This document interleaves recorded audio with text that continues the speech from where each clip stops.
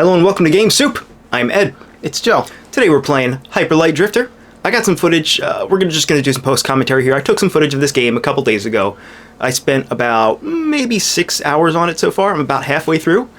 It is an action exploration type game, and you may have heard of it because it was really big for maybe it's been in development for 3 years. It was on Kickstarter in 2013, and it raised $645,000. That's kind of a big deal. Wow. Yeah, I know. It's kind of a lot. I think their original budget was like many times less than that. So it's available on Steam. It came out just a few days ago. Well, not when you're watching this. March 31st is when it came out. The price is $19.99 currently.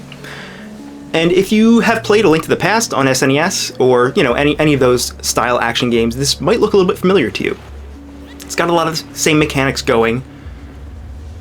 And you basically kill things. You dash around, and you explore. It's mostly an exploration game, which kind of caught me off guard. I thought it was going to be more of an RPG, but I really like the way the exploration is handled here. So, you'll notice right away that everything looks kind of weird. It looks kind of alien. Even the map just there looks kind of alien. All the architecture and everything. That's one of the big points of the game, is that there's really no English. There's no spoken dialogue. All the stories, like if you talk to an NPC, that story is carried out through a series of pictures. So there's really nothing for you to grasp on to. It's sort of like a hidden lore kind of game, a la Dark Souls, a little bit, in a way.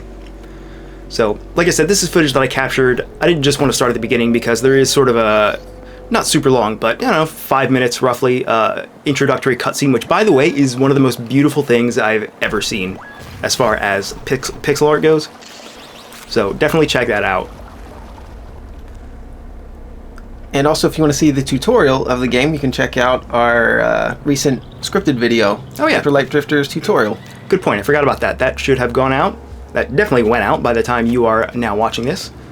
So you can see here I'm dashing between gaps. That's really one of the big draws of the game, and I find one of the most exciting is that you can dash over gaps and you can dash around during combat. You don't have iframes, but it's a really great way just to get around. And you can see here, like, it gets pretty tense. You're in these very small arenas, and sometimes you're fighting 10 guys at once. Yeah, it looks like it. Yeah. This looks fun. It's actually really hectic. And the combat is very deliberate. So you can't really cancel out of your animations, for one thing. And for another thing, there's no dash canceling even? There's no dash canceling. Okay, no. So when you make a move, it's important. You're committed to it. Right. Yeah. And you're going to find that eventually, that really is what kills you. Most of the time, you're in these very cramped spaces. You're going to be dodging projectiles, for one thing. And also, you're just going to be you're dodging melee attacks. And there's a lot of everything coming at you all at once. So it's really up to you to keep your head on straight and figure out like a plan of action for taking down these enemies one at a time. So as far as your arsenal goes, you have a sword, which you probably saw there. And you have just a very basic combo. And the other thing that you have is a gun, and there are a couple different kinds of guns. One of them is just like a pea shooter, one is a laser beam. And those are really probably the most powerful things you have in the game, because the sword, of course, is limited by its range, but the gun can shoot anywhere on screen, but it's also limited. Like you can see up here in the top left corner of the HUD, the pink bars there, I have 6 of them. That means I have 6 shots. And once those are gone, the only way to recharge them is to attack things with the sword. So there's a lot of environmental destructibles and things like that, and you can always attack enemies to recharge it, but it does take a while. So even though they're the most powerful way and the easiest way to kill something, you can't abuse them because you're going to lose them really quickly. And this is a currency item, by the way. So I collected 4 of those mini pieces, and I got 1 regular currency piece. And most of the upgrades in the game can be bought for 3 currency or 2 currency. And there's footage of that later we'll get to. I love how this game looks. Yeah, it's very unique. The style's definitely unlike anything else I've really seen. I can't really think of anything else. I mean, besides being pixel art. But yeah, it's a unique pixel art style. I remember seeing this 3 years ago. I think I remembered seeing it during the Kickstarter campaign, and I was just floored by how it looked. And I'm really pleased to say that it looks as good as it did when I originally saw it. So it really lives up to that expectation. It's interesting. It's not as saturated as a lot of pixel art games. It doesn't look quite as cartoony, I guess is kind of a layman way to say it. I don't know, but it's a little bit more pastel, I think, than than oversaturated colors, which I normally like really oversaturated colors, but it's nice to see just a different kind of style. Mm-hmm. And it is pretty bright. I mean, overall the colors it's still fun to look at, but it's not as much as a lot of classic games or a lot of modern games that use pixel art as their style. Yeah. Yeah, and I think, I mean, if you, there are developer interviews, and if you maybe search for it, you can find this quote where he says, basically, I want to reproduce the adventure and the curiosity that you got when you were playing Super Nintendo games from that era. And you can almost imagine this being one of those games. Like, if this game came out in 1994, it would come out on the Super Nintendo, and it would look pretty much like this, you know? It probably wouldn't run on the Super Nintendo. No, definitely not. But it definitely passes as a not an imitation, but, you know, as one of those kinds of games. Right. Yeah, just learning from all those old Super Nintendo RPGs and adventure games and combining all the elements from those, trying to make something new and possibly even better. Yeah. Yeah, if you're into exploration, this is definitely your thing. There are so many secret passages, and this is a pro and a con. If you love exploration, then you're gonna love trying to figure out every little secret passage you can. But if you're the kind of person that maybe doesn't pay as close detail as you need to in this game, you might get frustrated, because there are a couple paths that are more or less required that you might not find on your first or second time through that area. You might have to go back and sort of like methodically, you know, trudge through. And the way that a lot of the secret areas are handled is by obscuring them behind the foreground. So you might have I've noticed when you go behind objects in this, your character, you kind of see a little white silhouette of them, which is a really awesome touch. That's important, so that you can understand what's going on even when you're behind a foreground object. Exactly. And you can imagine if there's a giant tree nearby and you walk behind it, you can still sort of see your character, but you can also tell if you go far enough, maybe it opens up to another path. And that actually happens semi-frequently. I mean, more than once. So the game requires some perceptive skills. Yeah. You really get the most out of it when you are actively exploring every single area. Like here, there's clearly nothing that you can explore. This is a battle area, but yeah, I love the animation on that guy. By the way, that ninja guy back there. Yeah. Really smooth and very well done animation. I mean, all the animation, especially the sword swinging animation that the main character does, it just looks so definitely beautiful. The animation is all good. Yeah. But that just particularly caught my eye. Yeah. Yeah, it's quite nice. Also, by the way, I wanted to talk about the HUD up there. So you see those strange symbols. When I first started playing this game, I had no idea what any of that meant, and you sort of get acclimated to it. It's the kind of thing where it looks completely foreign, and then before you know it, you're speaking the game's language, you know, so to speak. Up there in the top left corner, you see that little cross sign. That is, you have 3 heals. Well, when you start the game, you have 3 heals, and if you use them all, of course, you die. You no longer have them, and you can recharge them by picking them up. That's something you can't recharge just by killing things. You actually have to find them in the environment. You don't get them when you get to a save point. They don't refill. They don't refill. Oh, okay. So you actually have to find the object to replace them. Yeah. So if you go maybe 75% of the way through one of the game's areas, and you save and quit, and you have no heals left, you're gonna have to go back and get some new ones when you start up again. I see. Yeah. So it doesn't just give them to you, which is fine, you know. So it's not like Momodora, Reverie, or Dark Souls. No. It's not something that you just get for granted. You just get for free. Yeah, where you just fill it up every time you go to a campfire or a save point. You actually have to find the items, so it's a little bit more difficult, and you have to be a little bit more careful, I guess. Right. I mean, they're always in the same locations, so once you know where they are, you can always just go farm them. But of course, you can only hold 3, and it turns out that 3 frequently is not enough, at least for me. Oh, I noticed you just had a death there, so maybe it wasn't enough in that case. Yeah, and a lot of the deaths in this game come from areas like this. When you enter this arena and those blocks up there in the top right corner, they closed me off, so we're stuck here. We have to kill everything to proceed. Yeah, I really like that kind of style in a game where it's just a room full of enemies and you have to kill them, and then you go to the next room and it's the same thing, but each room has somewhat of a different strategy to it, I guess. I don't mind when you die in a room as long as it's well designed and it doesn't feel like a cheap death. Then I don't mind redoing the same room a few times over and over again as you learn the strategy. It feels good to learn the strategy of each room full of bad guys. Yeah. And they throw different combinations of enemies at you, and you kind of learn how they all behave as it goes. And this game definitely looks like the type of game that teaches you its system and teaches you its language as you play it. Also, something that's awesome about the combat is that every enemy has a very, very discrete behavior pattern, and they never deviate. So there are enemies that will jump at you, so they'll flash once, for instance, wait half a second, and then jump at you. And that's all they ever do, so you know exactly, after just seeing them one time, you know exactly how they're going to respond to you. So Right, that sort of helps you when you're in the arena, sort of know how to dodge things, you know? So like simple enemy attack pattern design. Yeah. Where a lot of, especially I guess newer developers, but a lot of developers think, or a lot of amateurs. Even I used to think that too. That you want to make a good enemy design, you need to have them have a bunch of different attack patterns and be really complicated and be unique from any other game because you want to be original and unique. But really, the best way to design a good enemy is to have it generally just be simple. For bosses, you can kind of go nuts, but for just normal enemies, you want them to each have maybe one, maybe two different attack patterns, and then you combine the enemies together to make more difficult areas and different combinations that are going to be unique to your game and unique to different areas of your game, even within your own game. And here you can see we're at the hub. Oh man, there's so much to talk about. I wanted to talk more about that, but I realized that we're running out of time. We got to keep going. So this is the hub area. This is basically where you spend your currency. And if you look at if you caught the map we looked at earlier, the entire game is set up in a cross fashion. So you start at the center where the hub is, and you can go left, up, or right to begin with. The south direction, I think, is the last one, but otherwise you have complete freedom in what order you play the game. So this is one of the upgrades. You can see there are, again, no words, no text. They just show you pictures of what things do. So hopefully you understand them. That was the health upgrade. I don't think I got it.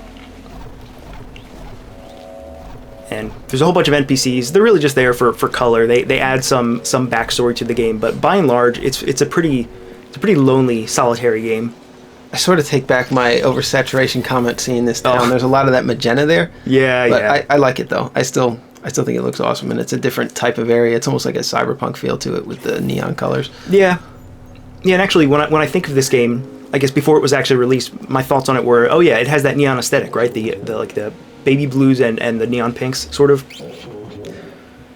So, but once you actually play it, there's a large variety of color. It's not just those. So here's this NPC telling us this story. Yeah, that's pretty awesome. I haven't seen games do that too often. Usually they just cop out. But usually they just use the text box and tell you directly what happened, but they tell you the story with pictures here. There's actually an NPC here smoking a crack pipe in an alleyway. And he's like down south somewhere, maybe southwest-ish. Is it really? Yeah, it's really a crack pipe. It's not think like a bong or anything? It's some sort of drug. Yeah, he looks down on his luck. I'll say that much. But everyone here really is. So here's another story from this lonely old man. And sometimes they're not crystal clear. You kind of have to read between the lines. Right. So this is the upgrade shop for the sword. You get a couple different abilities. You can reflect bullets. Pretty standard stuff. There's a charge combo here. But from what I've found so far, and like I said, I'm about halfway through, I've definitely gotten less than half of these, because it depends on you being able to find these currency items. If you don't find them, like, you're not just given to them. The only point you get currency for free is when you beat a boss, and there are only 4... Well, I won't spoil it, but so far I've only defeated 2, and you get 3 mini currency. So you're never really just given these for free. You really have to find them, which is where the exploration comes in. A lot of the times when you find a secret passage, or you find a new way of exploring an area, you're going to find one of those, which basically accounts for 1/4 of 1 currency. So you really have to be diligent about it. Otherwise, you're not going to be able to upgrade anything. So why don't we go ahead and jump into some actual gameplay? Sure. All right, so we got Joe on the controller now. I actually haven't played the game before. No, this is Joe's first time, but you get used to it pretty quickly. One thing we were talking about during the break when we were switching over here is that the game runs at 30 FPS. That has been a point of contention for some people who really, really enjoy 60 FPS, and I'm actually one of those people because the game is so reliant on twitch movements and split-second reflexes that sometimes 30 FPS can kind of throw you off guard. So it would definitely be a better combat experience if it was 60 FPS, but maybe that's something... I think the game was made with Game Maker. That's one of those things. It's a current limitation. I don't know. Maybe it can be fixed. Who knows? But if that is going to sway you, I just wanted to put that out there. It doesn't affect me, really. Can you only make 30 FPS with Game Maker? No, what it is? I think you can do 60, but it's one of those things where you have to decide at the beginning of your project. Oh, I see. Because I think the way I've read it or heard about it is that sometimes physics and other actions in the game are tied to the frame rate. Like, for example, Dark Souls 2 did that for a long time before it was remastered and ported to the PC. all the physics were tied to the frame rate. If you tried to increase the frame rate, the game went nuts. Physics-wise, at least. I love how these shatter. Yeah, it's awesome. And there's so many destructibles in the game. Yeah, that's always a huge plus for me. So, hey, you did that. You dodged it. Nice. Oh, I didn't even know. Oh. Well, I really like the way that the game introduces those new concepts to you. It's really layered, you know. I think one of the most basic ideas of game design is introduce a concept in isolation to let the player get used to it, and then eventually layer on other challenges. You know, and the game does a really, really good job of that. You never feel lost, even though there's no text, no dialogue. You always feel like you're just on the edge of like being overwhelmed, but you aren't. So it's a good feeling. How do I heal here? You want to heal with left bumper. Left bumper. Left bumper, yeah. Oh, I see. Yeah. Okay, cool. I did not try that button yet. I tried all the other buttons and wasted all my ammo earlier. Oh yeah, that's all right. Oh Jesus. Hey, why don't you try that gun? I think that gun will be a good. Yeah, there you go. So that's like another gun too. Yeah, but you're out of don't have any ammo. Is the ammo shared across the guns? Yes. Okay. Yeah. I think. Oh yeah. No, I don't know. I thought so. I think it is, yeah. but I think I just got more ammo. That's Yeah. all. Here. Surprised at how fast No, you it got isn't. it. It isn't. Look, this one doesn't have anything. Or maybe it's just because this one takes not. more ammo. Yeah, maybe it's not fully charged. Like you don't have enough Yeah, I don't have charge enough to charge, shoot more. yeah. But there's a laser shot. There was a spread shot that you just shot, and there was just the regular pea shooter type gun. And they're all really, really good for stunning an enemy just for a second, or if you really just want to do long range damage, you can. But again, you can't rely on it. But it's good for getting a last hit in if something's about to come near you and attack you and kill you. It's the fastest way to just avoid that problem entirely.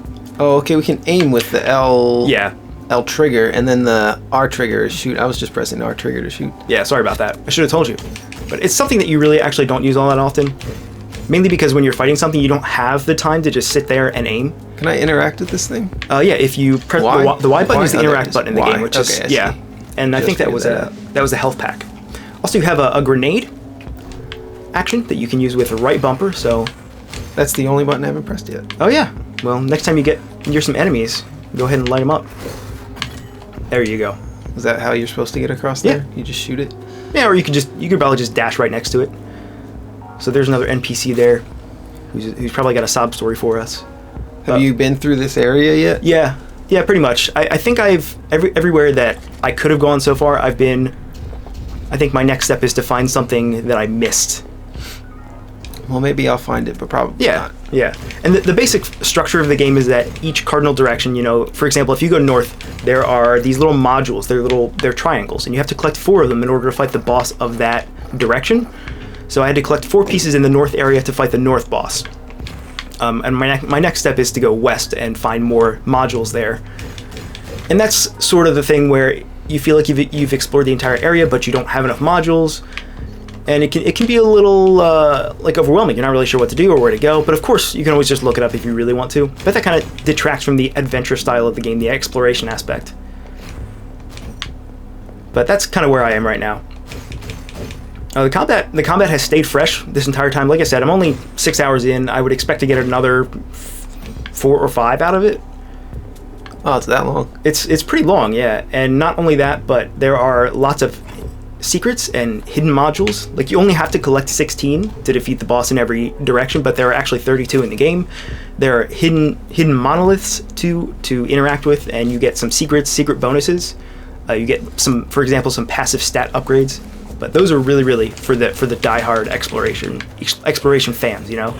Like, if you go out of your way and search every nook and cranny, you'll find those. I am not that kind of person. But I will definitely take my time. I'm definitely not. Yeah. Oh shit, did I just get caught in there? Yeah, you just got caught in there, yeah. But, I mean, of course, oh. Yeah. Oh, that's a death. Yeah, sometimes you die really quickly in this game. Like, I think that dealt 2 damage to you. I love that. They die too. They get stuck on those crystals and just die. Let's see if I can... Did that work? Oh, I got one of them. Yeah, I got one of them. Not bad. There you go. Yeah, it really trains you to be precise with your movements. There are some platforms that disappear after you touch them for the first time, so if you're running across a path and you don't want to fall or else you'll take damage, you kind of have to train yourself when to dash scared of this guy. Yeah, yeah. I just want to shoot him. He's actually not, yeah, he's actually not that terrifying. Like I said, that's basically his pattern. He has that really simple pattern. That's all he'll ever do. The real challenge is the fact that you have these Jesus. 10 other guys around you. I'm trying to heal here. Yeah, you don't have any more healing. You're all out. Yeah. So that's the other thing. When you're all out of healing, you're screwed. Unless you go back and find some more. You might have to do the same arena over and over, like this, for example. You have no healing. If you entered this with no healing, you'd have to do this over and over and over and over until you beat it. Uh-oh. Without I like healing. this better.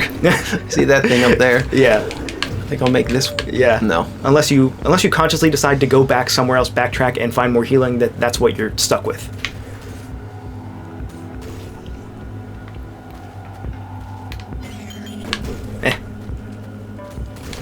That grenade might have been good for the Giants up ahead. Yeah. Maybe I should have saved the New it. York Giants. Yeah. So I have 1 heal. You have 1 heal right now. All right, we'll try and take it slow this time. Yeah. See if I can get through here. Most things only deal 1 damage to you. There are, like, for example, I think that crystal dealt 2 damage to you. Some bosses will deal 2 damage to you. Hey, did you see up there? There was one of those mini currencies that I haven't gotten yet. Up in that box Yeah, there? yeah, that box. That yellow, Yeah, that yellow that blinking yellow box. symbol? Yeah, I see. So most of the time they're not in plain sight like that. I might just be an idiot. I didn't find that one. But more often than not, they're really well hidden.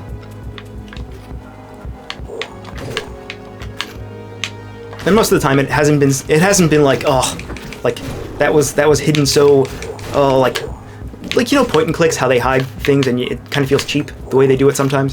Yeah, And- yeah, I don't really like those kind of games Yeah, anymore. like the answers are when I kind was of a kid obtuse. and I had a little more time on my hands, I Yeah. could sort of stomach that. But Yeah, it's really not like that in this game. Most of the time, it's pretty logical, and if you make the effort to explore, you're gonna find them. You know, it's not like, oh, I wish, oh, like how was I supposed to know that? You know, that's not really the feeling that you get here. Hello.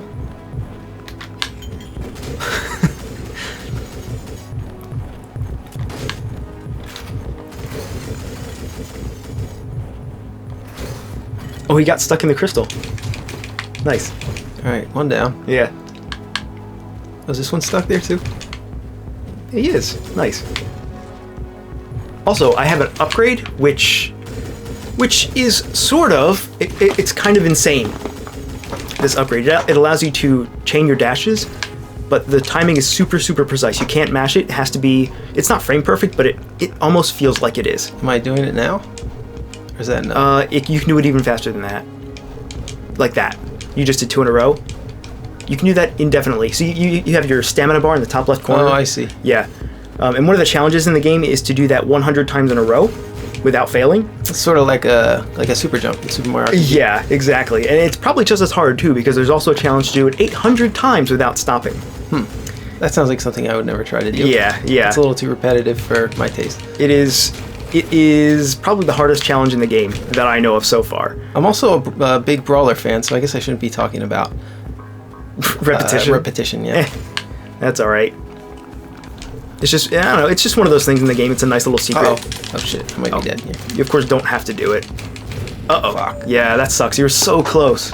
You're so close to just clearing that screen. Yeah, so you're going to be repeating sections a lot, especially if it's your first time through. There is a New Game Plus option.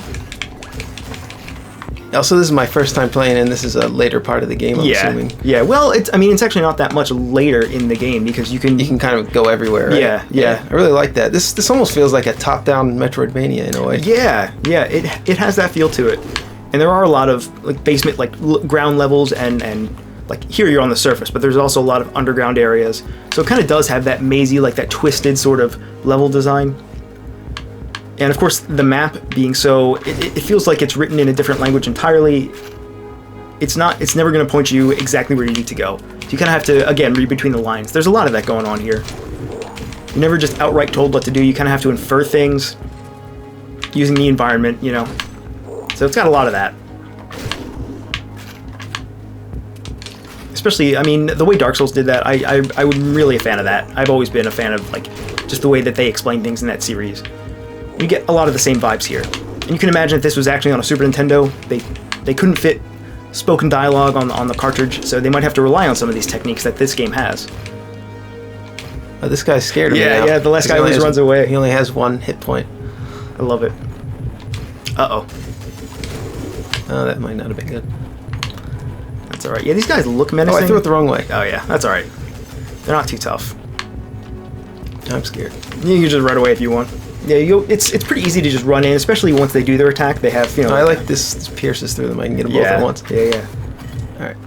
You can sort of just get a few hits in and run away. The bosses have been really, really hard too. But a nice thing is that once you die to boss, you pretty much start right there outside the boss room. Yeah. I don't feel like that. I mean, I haven't played that much, but just this part here, I don't feel like the checkpoint is too far back. No. It does feel like one trial. Yeah, it's that basically I'm one failing room. over and over again. A lot of the areas in the game are just one giant room. So, you know, if you think about The Legend of Zelda for NES, each room was like very, very cut off from all the others, and there was that screen transition. There's much less of that here. Sometimes these rooms are actually gigantic. So it might be something like 3 times the size of what you can see here. But of course there are screen transitions. Then every time you change screens, you save, it's automatically saving. But you might have to do sections over, like this.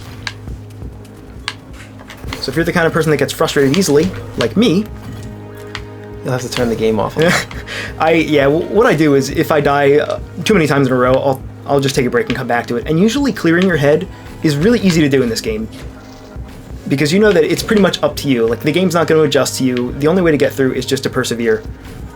You know, so I find that just taking a real quick break and getting back into it, and especially the enemy patterns, you can always just read. Like, he flashes, shoots 3 bullets. Flashes, shoots 3 bullets, and sometimes he'll flash and then dash attack, depending on your distance. We done here? Should I go back to that save point? Oh, you can keep going to the left if you want. Because I don't have any more health.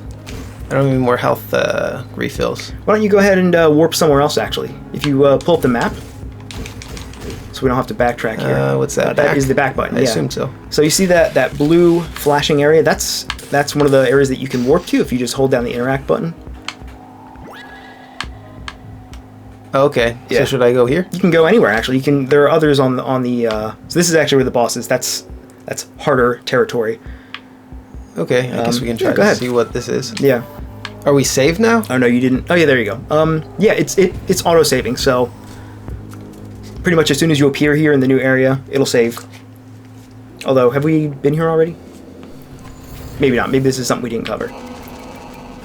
But there's a lot of these branching paths where I think you're already here. Oh, okay. Should I go a different direction, maybe? Yeah, just go anywhere.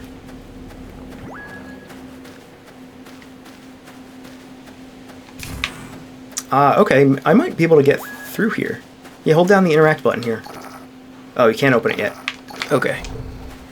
So that's gated by some kind of item. Yeah, like those are the modules, those little triangular purple pieces. And there are a lot of gating going on in the game. Yeah, this type of game, there pretty much has to be like an adventure game, or like Metroidvania. Yeah, there has exactly. There has to be, and there's a lot of it. There are also a lot of paths where you're presented with maybe 3 different branching paths, and you have to choose one. But you also have to remember to check out the other ones later. That's my biggest weakness. You know, if you forget to check out one of them that leads to a module that lets you beat the boss of that zone, then you're gonna have to backtrack a little bit so you can find it. So this is really one of those games where if you have a piece of paper and a pencil, it might help you out greatly, because like I said earlier, the map, it's the bare minimum. It just shows you, it doesn't give you an exact position on the screen of where you are, it just gives you an idea of what's going on.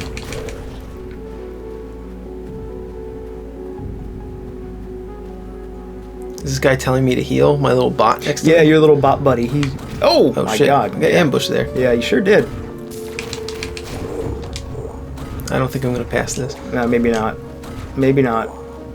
Maybe if I just run around in circles, they'll go away. Maybe they'll get tired and leave. I like that those things don't have many hit points. Yeah. I mean, not much in this game actually has a ton of hit points. Even those giant crystal monsters.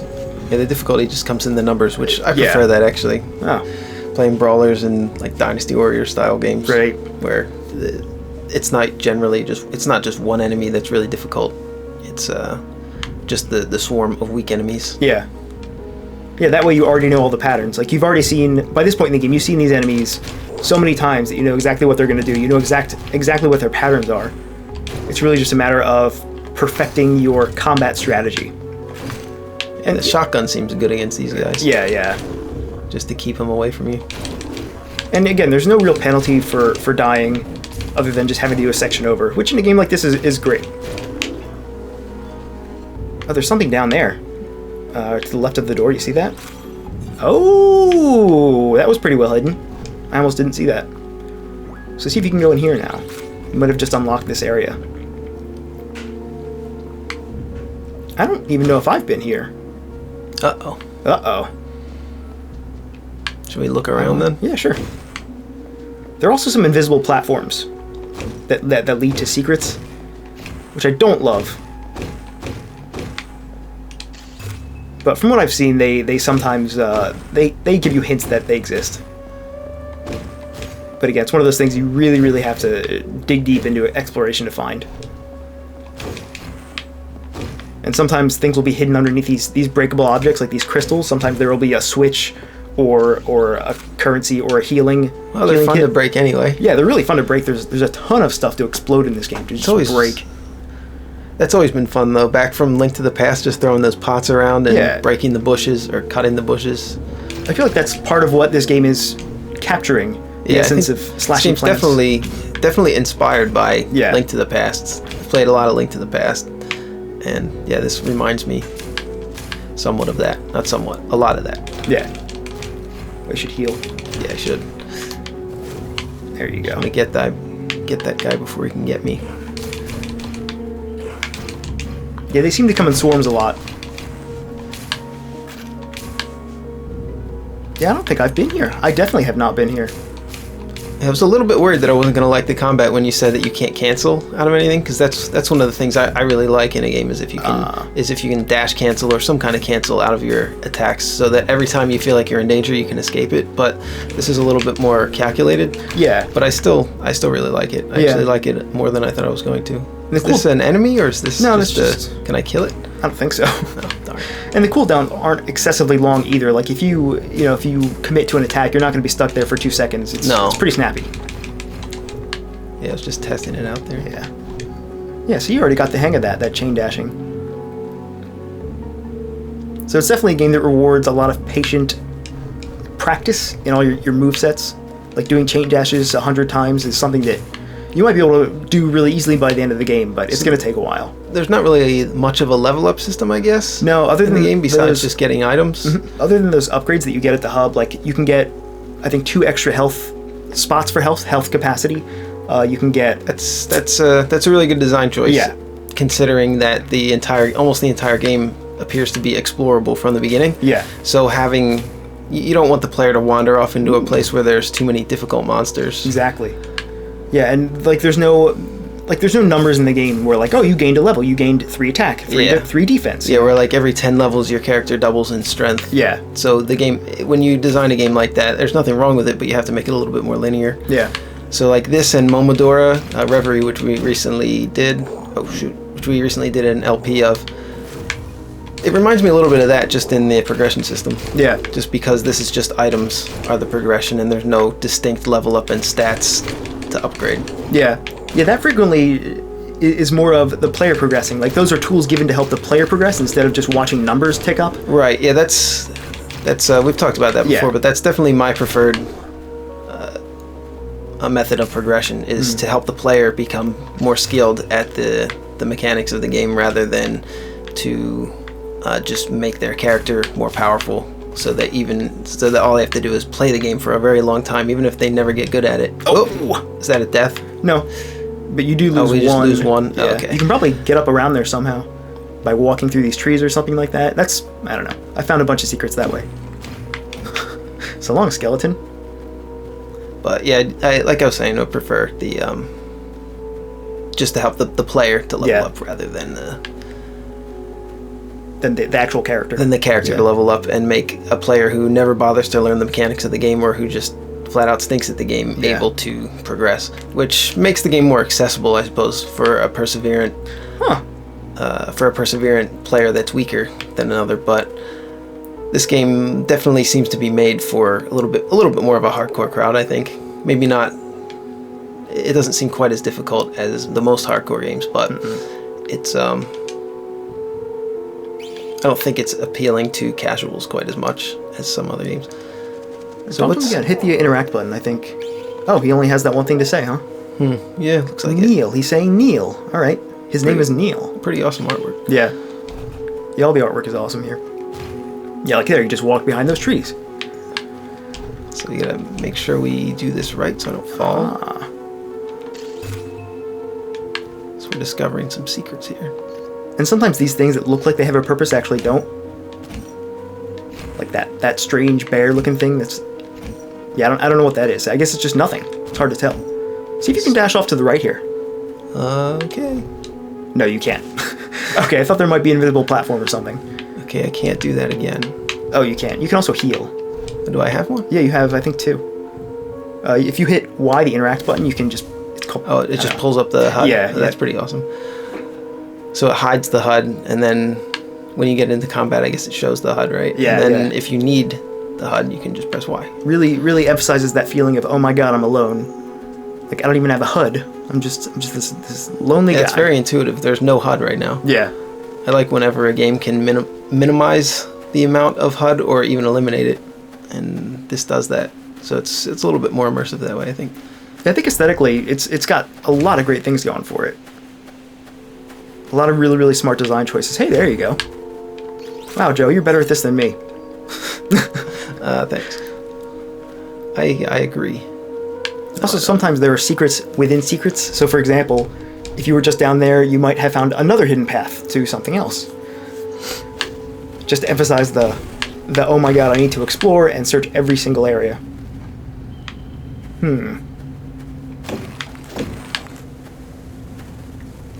Waiting for this thing to jump over here. Will he jump?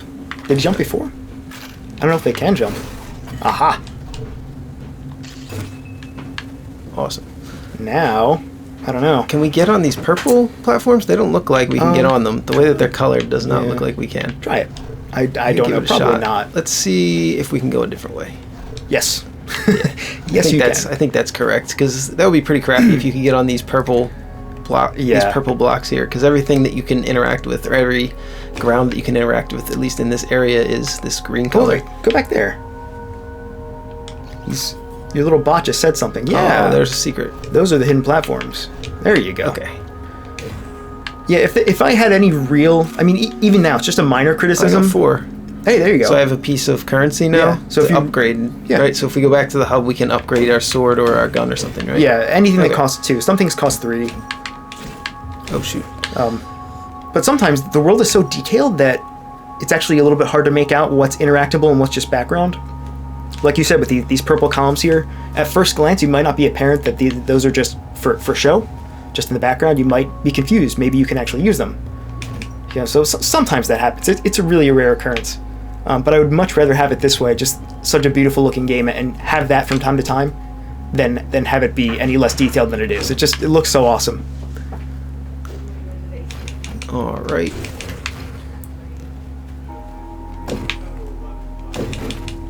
Oh, those explode. They explode. I did not know that. Have we seen those before? Or have you seen those before? I have definitely seen those before, yeah. So at this point in the game, we most likely would have seen those before and known not to do that, but I hadn't seen them before, so I did that. But now, if you're watching and you see those in the game while you're playing it, don't just slash them. No, you'll probably regret it. So what do you think? Is this a good time to call it now? Sure, yeah, I think we've seen a good chunk of it. Should we maybe upgrade one more time? It looks like we're back near... Are we at the hub now? Yeah, we are at This the is hub, the yeah. hub? Mm-hmm. Why don't we take this opportunity here? Why don't you play, since this is your file? All right. If you want to upgrade something or show us how that works. Let's see if we can even afford anything here. I don't think we can afford a sword ability. Let's see. This one costs 2, but I already have it, I think. This one costs 3. No Okay, good. well maybe we're at the point where everything costs 3. Yeah, well I think there's a health upgrade that costs 2. So you can upgrade your sword, your dash. This is Well, the it's your dashing file, area. so if you'd rather save up for a different item. Oh, here you go. These are... Let's see. I have that one. That's kind of cool. You have a shield ability while you're actually Oh, dashing. that's pretty sweet. So that's something you don't actually start the game with, which, you know... It actually is pretty important when you're doing those arena-style battles. Yeah, so that's another mechanic. You just slammed it into Yeah. the wall. I think this is the healing vendor. I think these cost 2. So yes, Is that another slot for healing? Mm-hmm. Yeah. So now I'll seems have pretty useful. 4 total. Yeah, it is really useful in this game because you go through them really quickly. There. Done. Okay, so there's an upgrade. Cool. Very nice. So that's Hyper Light Drifter. Grab it now. It's on Steam. For the Super Nintendo. For the Super Nintendo, yeah. But it's also available on Steam. As we said, $19.99, and it's by Heart Machine. I actually didn't say that before. It's by the developer's name is Heart Machine. Do we mention that we got the review copy of the game? We're mentioning it now. We got a review copy. We'll probably put it in the description as well. But yeah, we were provided with a review copy of this title. So go check it out and let us know what you think. Thanks for watching.